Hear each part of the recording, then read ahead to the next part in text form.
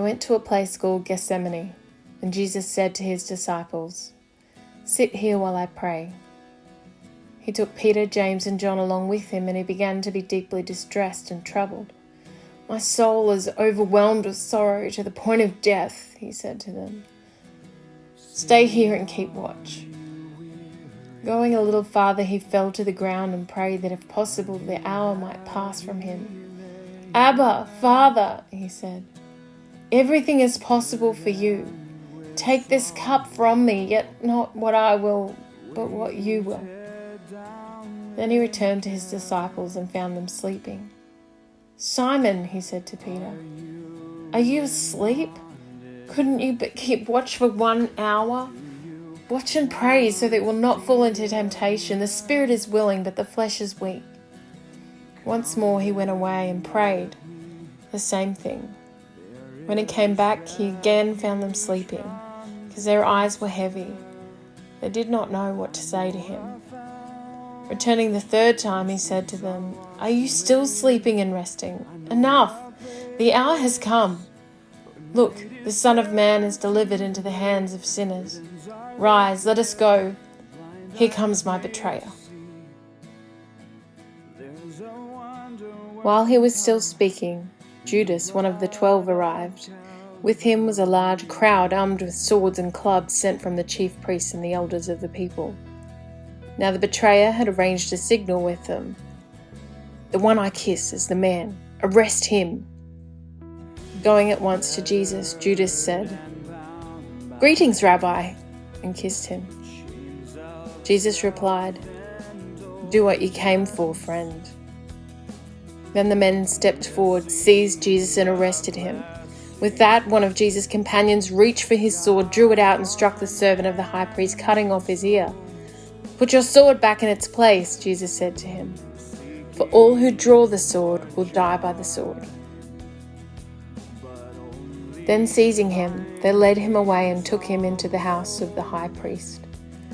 Peter followed at a distance, and when some there had kindled a fire in the middle of the courtyard and had sat down together, Peter sat down with them. A servant girl saw him seated by the firelight. She looked closely at him and said, "This man was with him." But he denied it. "Woman, I don't know him," he said. A little later, someone else saw him and said, "You also are one of them."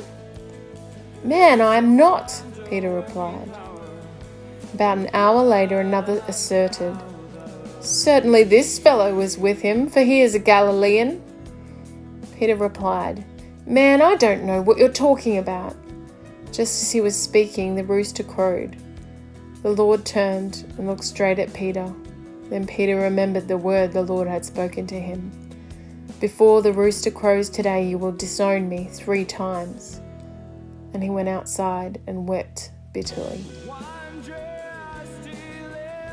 The chief priests and the elders persuaded the crowd to ask for Barabbas and to have Jesus executed.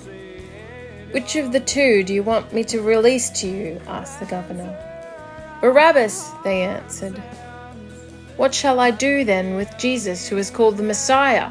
Pilate asked. They all answered, "Crucify him."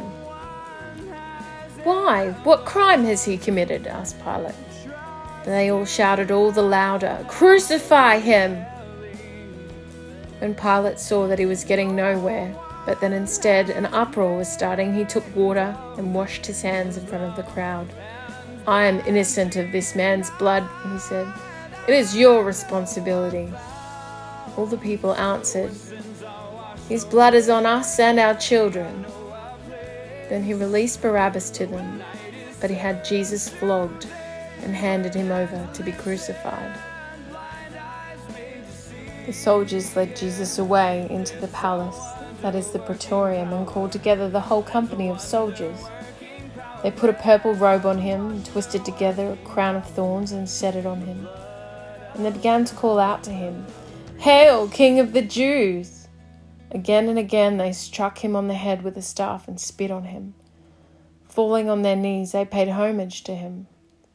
And when they had mocked him, they took off the purple robe and put his own clothes on him. Then they led him out to crucify him. My God, why have you forsaken me? Why are you so far from saving me, so far from my cries of anguish?